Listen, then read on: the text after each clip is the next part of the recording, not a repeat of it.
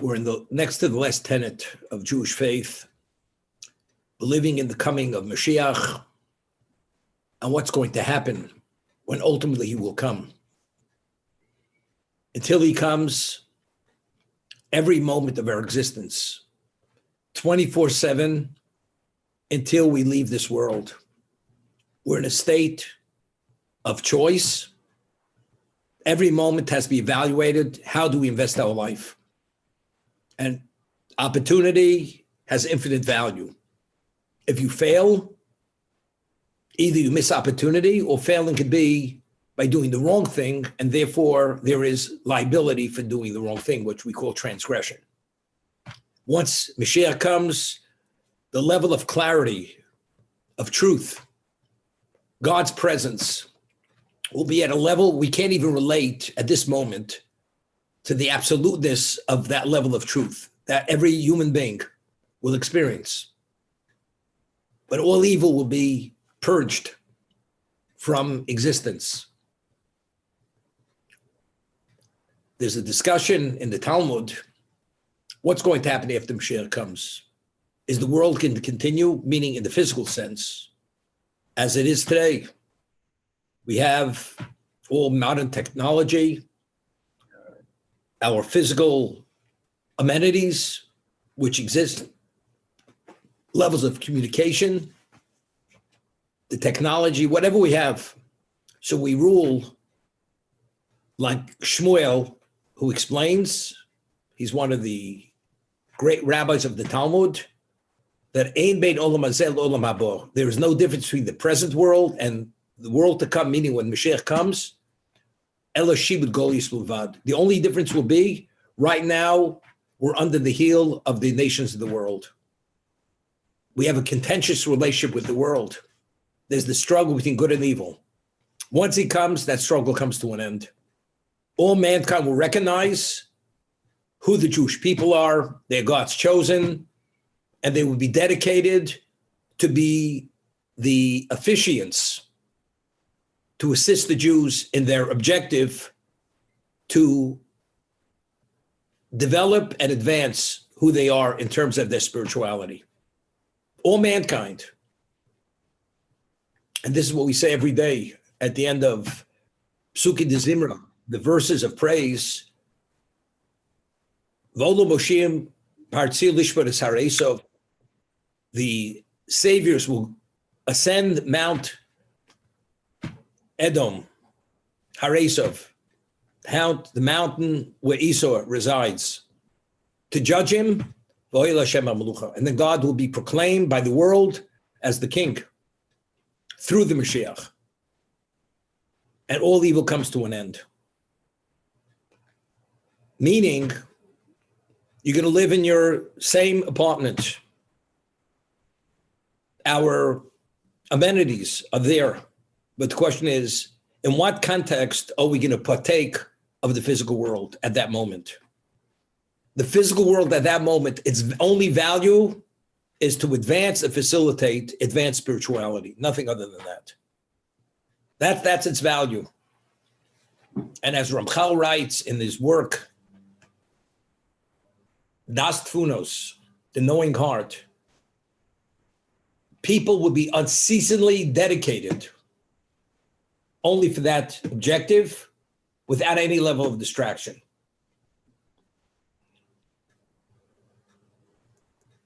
You will study in the physical sense until you can no longer study, because physically you'll be so weary, you have to take the break. You're only taking the break because you have no choice but to take the break. You must eat because you must eat. You must relax because you must relax. But outside of those moments where you have no choice because we are physical beings, we are fully invested.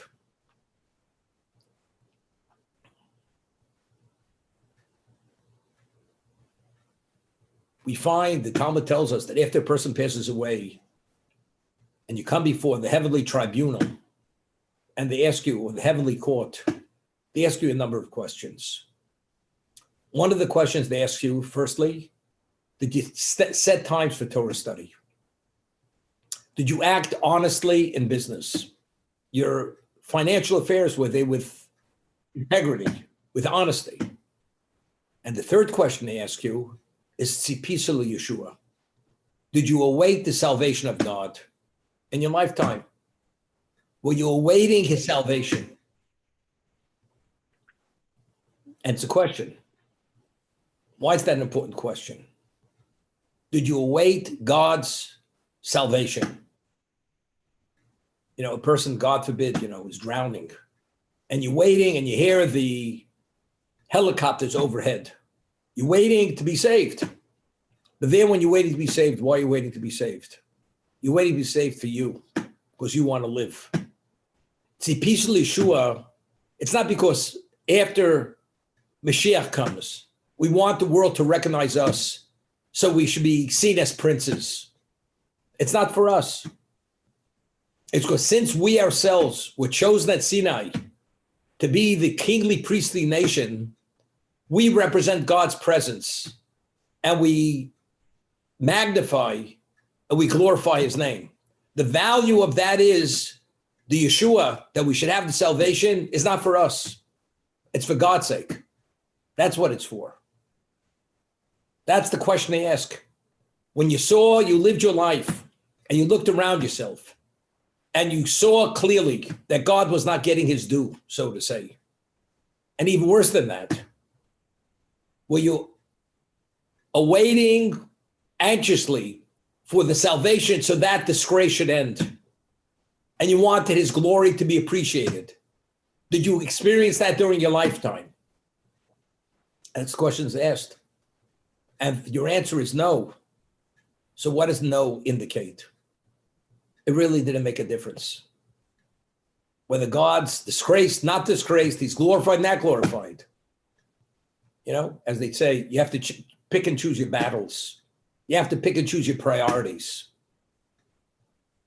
Yeah, but it's not a sufficient answer. Because if God is underwriting the enterprise, and the enterprise is for God's sake, how do you have your head in the feed bag and not notice and understand who your benefactor is and who's sustaining this? And it's for a purpose. I always say, the Talmud tells us that if you say the Psalm of Ashrei 3 times a day, which is an acrostic of the Hebrew alphabet, if you say it 3 times a day, you guarantee you can be a ben olam haba. You will have a share in the world to come. Because it's a level of acknowledgement which is special. You're articulating various things through those verses of Psalms about who Hashem is, who God is, and how God's the sustainer, and how he responds, and so on and so forth. The opening sentence, verse of Ashrei is, Ashrei Yoshev Veisecha Kol Od Yalucha Selah. Fortunate are those who dwell in your house, and they will praise you forever. Od Yalucha, they will increasingly praise you. We're talking about observant people, committed people. Rabbeinu Bachya, a person in Hebrew, the word mushar means a person who's fortunate. You're a fortunate person, meaning you have all that you are, what you need to accommodate your function. You're a fortunate person. You're lacking nothing. That's mushar. Ashrei means, it's plural, by adding that yud, mean any conceivable benefit that you're able to receive is contained within that domicile, within Beisecha. Ashrei Yoshua, the one who dwells in his house, is Ashrei. He's the most fortunate. Every level of fortune is experienced by that person or is available to that person. Okay? Person comes to shul and he says, he right away asks the people, by the way, how long does it take to say the Shachar service? 45 minutes, it's too long for me. I have to be out here in 25 minutes. Where are you going? I got a meeting at the office. I have to go to my acupuncturist. I have to have my tires changed, rotated. I have an appointment with my mechanic. I'm going to see my financial advisor.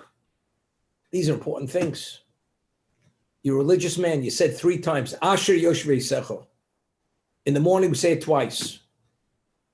Fortunate are those who dwell in your house. There's nobody more fortunate. Where are you running to? This is the ultimate. You can have 2 seconds with Warren Buffett and with Gates offering you a position for $90 million for 1 month.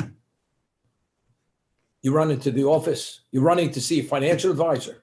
You just yourself openly admitted, Ashrei Yoshvei Secho. Fortunate are those who dwell in your house, because every level of good fortune stems and emanates from there. Where are you going? So what's the answer? You know what the answer is? It's called lip service. That's all it is. We say words. Do we focus on it? Do we internalize it? Do we reflect on it? We just drift through life. We're taught that's what you say, and some people sing it, like you sing Anam Zmiros. Every Shabbos, Anam Zmiros.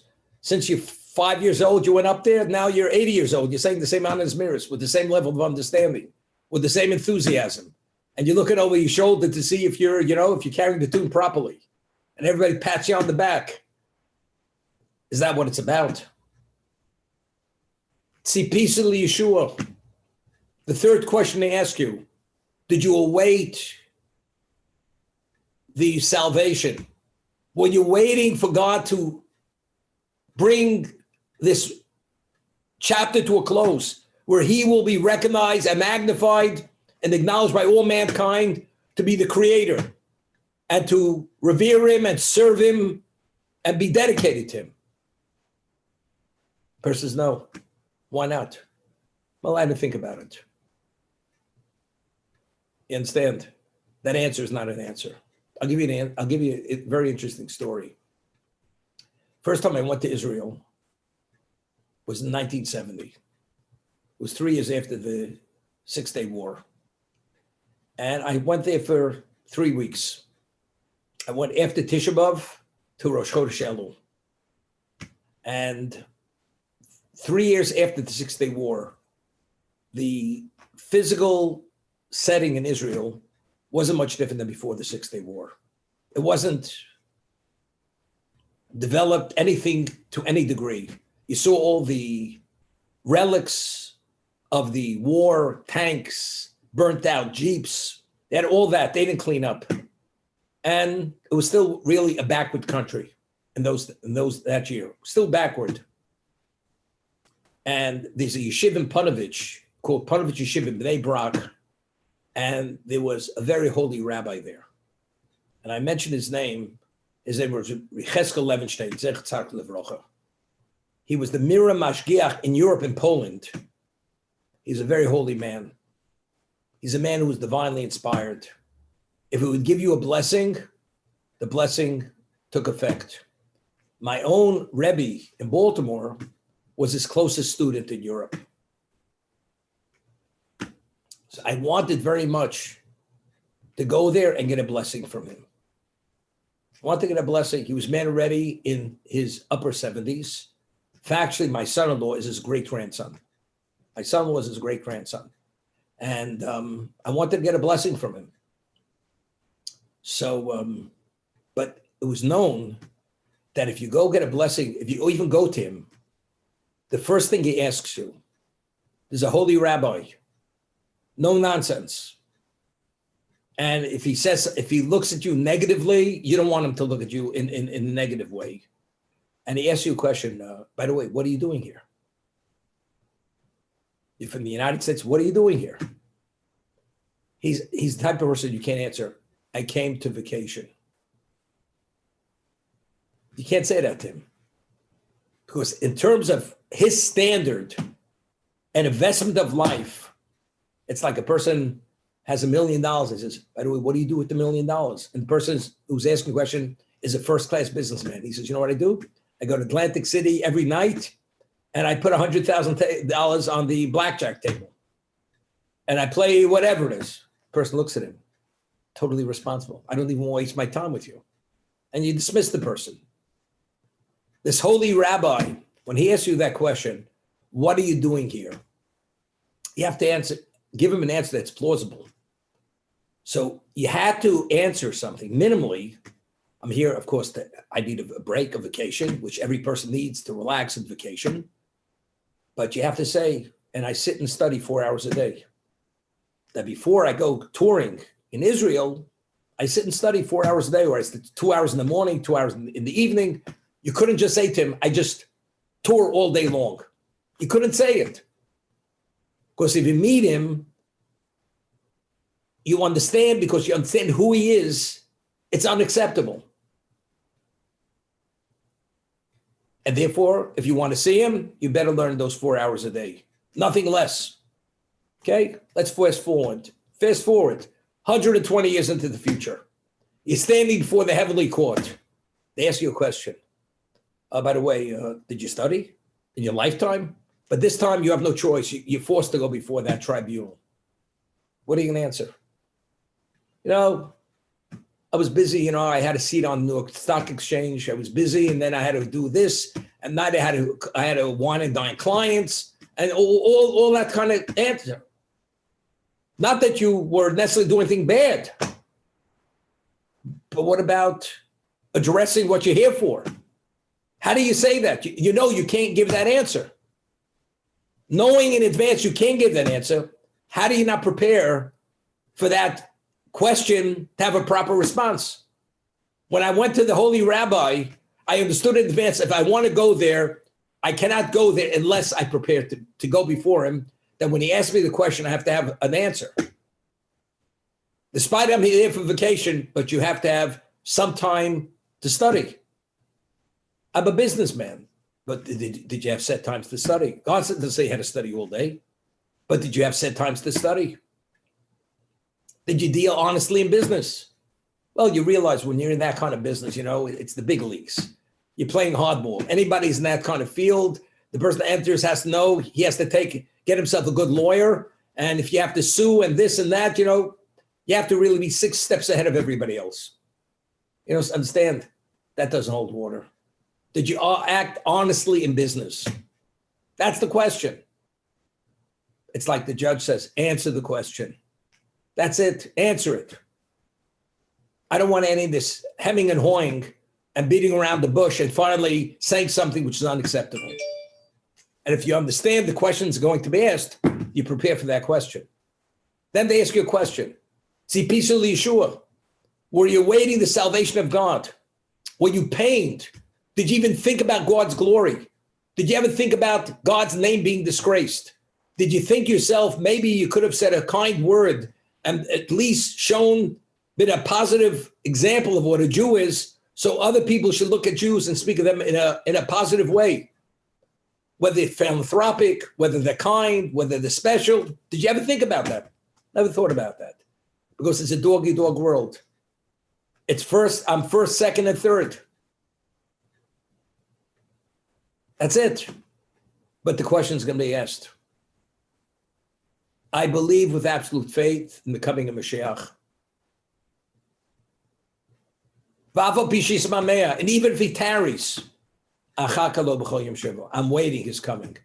Why are we waiting with such anxiousness, with such anticipation? Because the pain is excruciating. And the more advanced you are, the more sensitive you are to God's honor, the anticipation is even stronger. It becomes overwhelming.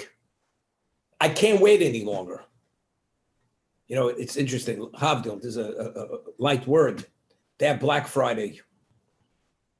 So there was a store in Long Island, and you could buy a computer and only sold for $600. The first 100 computers or $1,000, you could buy for $60. So I think it was a Walmart. So the people were waiting there since 4 a.m, and they had about 1,000 people waiting there. And as the store opens, there's such a surge. The door with the frame, they just knocked it over, and somebody was crushed to death on the other side. You understand? There was such anticipation to buy that $1,000 computer for $50. They came hours in advance, and they couldn't control themselves. Right through the frame, through the window, through everything. You understand what this is? So if you could value something to such a degree that you can't control yourself, so for God's glory, there's no anticipation. You're not overwhelmed with anxiousness. When is it happening already? And you know something? When you go there, they show you a video of your life at the World Series, the way you're screaming at the top of your lungs that you want the pitcher to hit the grand slam. But when the person's doing a mitzvah, you don't hear anybody screaming about God's glory. Person says, you know, my voice, I don't want to strain my voice. They said right away, they show you the picture up in Yankee Stadium or wherever, Ebbets Field or Polo Grounds, wherever they show it to you. Although today you're 115 years old. So you still, you know, you're from that era. What are you going to answer? See, peace of Yeshua. For that, you get excited about.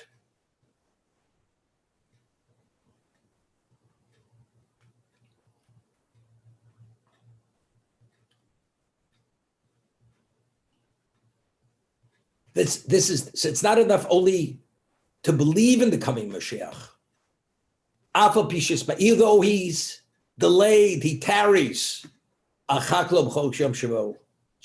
know, there's a custom, it's really halacha, that when a person's married, Jewishly speaking, under the chuppah, when the 7 blessings are concluded, they take a glass and the groom, he takes his right foot and he stamps on the glass and breaks the glass. In the time of the Talmud, there was a glass, it was very expensive glass. It was made of white sand. And after the chuppah would be concluded, he would break the glass. So therefore, when he broke that glass, there was a little bit of pain because there was a financial loss. But you want to know something? Because even at the height of us, as David says, at the height of our joy, we will not forget the destruction of the temple, ever. Our joy is never complete. So to make sure that we feel that, we break that expensive glass, that our simcha, our joy should not be complete. That is the basis for that custom, to breaking the glass. Till today, you break the glass. And today they even sing the psalm, Im eshkalchech Yerushalayim tishkach yemini. And when it's concluded, the chassan, the groom, breaks the glass. You make this statement, how is my life's beginning? The height of my joy, I'm marrying my wife now, I'm ready to build a family. But I will never forget that God's glory is disgraced and the temple's lying in ruins. And every Jewish marriage, that's the way it's done. It has to be part of it. But through our life, every day we have to think about, I wait the coming of Mashiach. Although he tarries, I wait for him continuously. And you know, we say there's an expression, out of sight, out of mind. If you don't think about something, you don't see something, you don't think about it. So you have to overtly do something to bring it in your focus to be touched by something. Because if you don't, out of sight, out of mind. That's the reality of a human being. What we see, we're attracted to. If it's not good, we stay away from it. If it's something has value, we gravitate towards it. But that's the reality of life. And we have to bring certain things in our focus. You know, it's interesting, you know, when kids were young, so, you know, you had a blackboard and the child is 8 years old and the teacher says, you know, your son's not doing well. He says, when was the last time he was at the eye doctor? And the child sits in the back row, says, you know, maybe my son can't read the blackboard. Better check his eyes, get himself corrective lenses, what they used to call it, corrective lenses. And he'll be able to see. All of a sudden, he starts to see now. All of a sudden, now he's starting to notice something. Becomes a better student. When we see things, we notice, and if they have value, and we understand the value, then we think about them. You think about it, you reflect on it, you internalize it, and you're touched by it. And that's what life's all about. You know, many years ago, I went with somebody down to Eilat, and he went with his son snorkeling, and I wasn't going to go snorkeling. I flew down to Eilat in a helicopter with him, and I went. There's the desert, Eilat. There's a desert there, and I had the best desert guide in Israel. Gave me the tour of the desert. And this desert guide was a secular Israeli from the old-time Israelis. At the time, he must have been a man 75 years old. When we speak about a desert rat, this guy knew every rat in the desert. That's how well he knew the desert. And he gives me a tour. We go through the desert. He knows every inch of that desert. And he has a Jeep with the wheels of the size of a truck. We go over boulders and this and that. And he shows me how to survive in a desert. After we go to a canteen. There's a canteen there. And all the furniture is made of wicker furniture. And there are turkeys in cages, which are there, and they're screaming at the top of their lungs. And he says, we better get some water because you get dehydrated. And we buy the water. He gives me a few bottles of water, and there are tables there. And he says to me, he says, you see these tables with these chairs around them? He says, you know what we do? Friday night, we sit there and we eat chulent and we smoke cigarettes and play cards. This is what he's telling me. Yeah. So I look at the person, he's totally out of touch, okay, of Judaism. And he's talking to me. Okay. I listen. So finally we go to where the sea is over there, the ocean, and they have something there very interesting, where they have something submerged, like a glass bottom boat, where you can actually see underwater, and you can see the coral, different kinds of coral, living coral, dead coral, different colors. And he starts explaining to me what is the difference between living coral and dead coral. Coral is a living entity, and the colors, if a fish goes near it, it emits a certain acid, and the fish gets burnt, and the fish stays away from it, regardless of what kind of fish it is.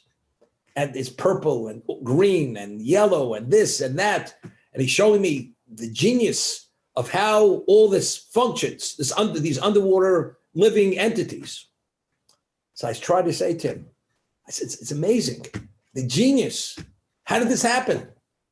So I tried to somehow communicate to him, open your mind and just reflect and try to understand, did this come about by itself? As they say, nobody at home. They used to say, the lights are on, but nobody's at home. Nobody to talk to. Dead as a doornail, as they used to say. Literally, how's this man? He sees it before his eyes. Doesn't notice it. Doesn't notice it. If he noticed, he'd reflect. If he'd reflect, he'd think. And most people, it's like we live through life like a trance. We float through it. We see things, but it doesn't resonate, doesn't register. See, peaceful Yeshua. You study it, you're told that. Rabbi said a beautiful word, this, that. Unless you stop to think about what the significance of those words, it all means nothing. Again, this question, see, peaceful Yeshua, is going to be asked to every one of us. Hopefully, we're going to merit the coming Mashiach, that we won't have to be asked that question. Because we'll see the reality of the Yeshua when it comes. But if one doesn't merit that, the question is going to be asked. And therefore, we better start reflecting on this issue. Are we paid or are we not paid? Do we want it or don't we want it? And even if we want it, is it a nice thing or it's a necessity or it's painful if it's not? These are all questions we have to ask ourselves. And if we're not there, we have to ask ourselves, why are we not there? And the answer is obvious, because we're not where we think we should be. To be continued.